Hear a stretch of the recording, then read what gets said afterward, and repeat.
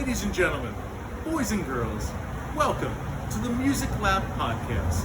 My name is Dog, and I'm here with my buddy Jake from Lowercase Blues, and we are here at the Big Chill Cantina in Rehoboth Beach, Delaware. How you doing, Mr. Jake? All right, how are you? Good, my friend. So, Jake, you've been in this band for how many years?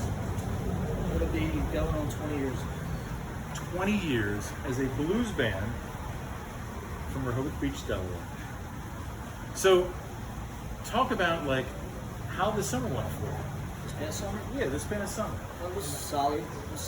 We, just playing every day pretty much. Very, very few days off, which I like. I'm good with that. Yeah. Traveling around a little bit, doing our regular things. We got our weekly summer gigs that we do.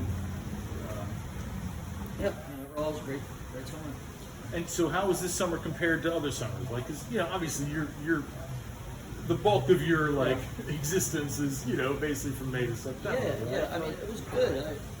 I think after the pandemic, things have been slowly kind of returning in certain ways. Yeah. And I definitely noticed like a little bit of things are just different, like for everybody in the world. Just things are a little bit different. But no, I mean, it was solid, man. It was a really good summer. No complaints here.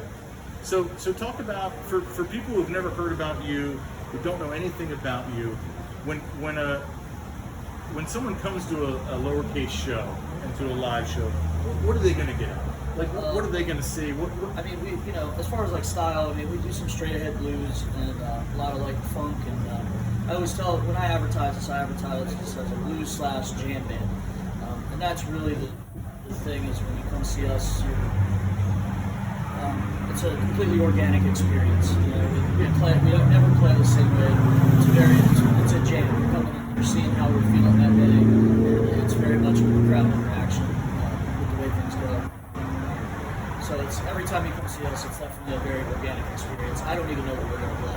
So, I mean, really. So many times I've said to you, Jake, what are we going to hear the first set? I don't know, man. Like, it's literally we make it up as we go. Yeah. Which I think your fans really appreciate. They do. I know they do. Yeah, it is that jam band mentality where every show is going to be a unique in and of itself experience. Yeah. So talk about you and BJ have been in this band since the beginning. Mm-hmm. Like, how do you maintain that relationship? How does that relationship stay like, where you guys aren't killing yourselves after this long?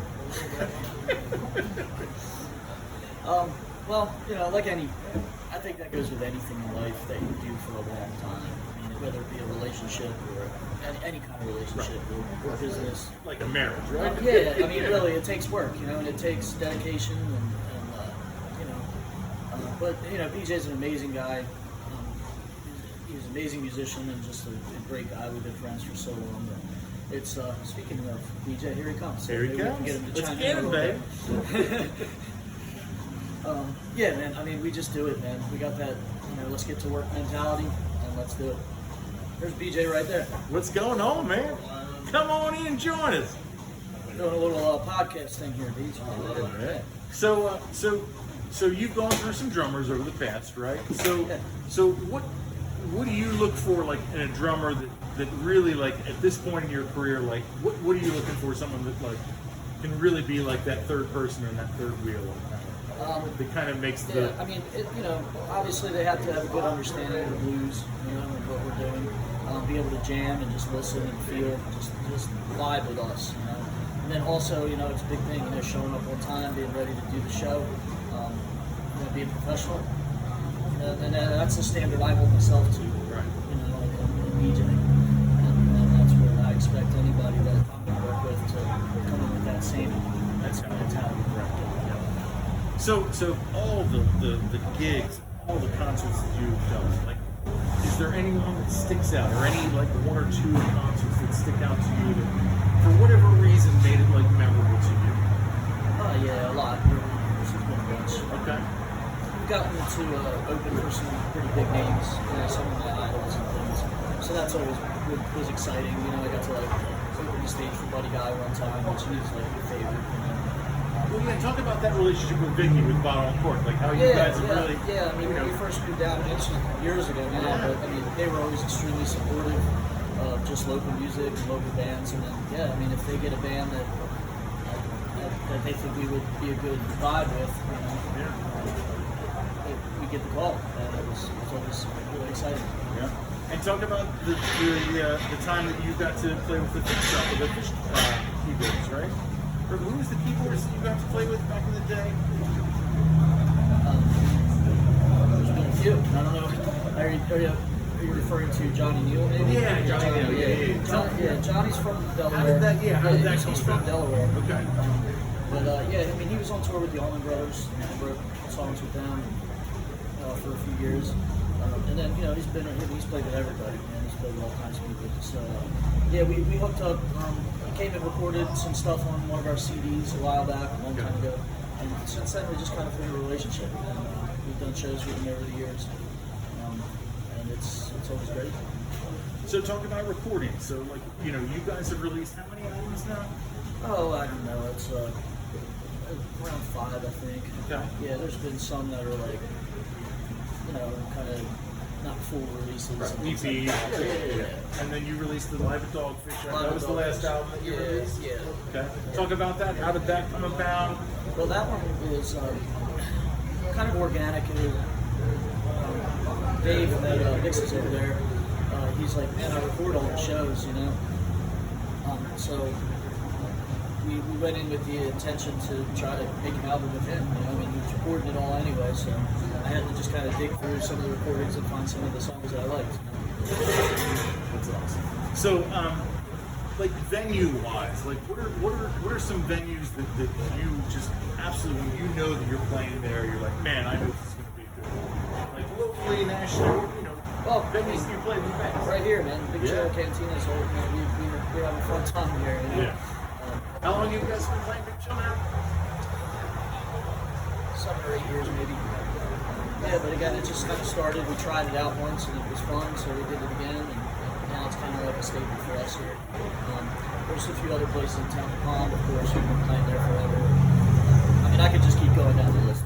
So many. I can honestly just say this whole town as a whole has been great. They have just embraced you. Yeah, It is really a testament to like this town and like this just area to like embrace a blues band. It's not like for everybody. Yeah, the blues are for everybody, right? I mean, it's been great. It's been a nice run. I mean, 20 years is I never thought it would be. But we're still going, still doing it. Yeah, I mean, if you and I would have had this conversation 20 years ago, and I would have said, Jake, explain to me where you would think you'd be at this time. I wouldn't be alive, is what I was. I didn't think I was going to make it out in my 20s, but that story's for another time. Right. That's a different podcast. Yeah.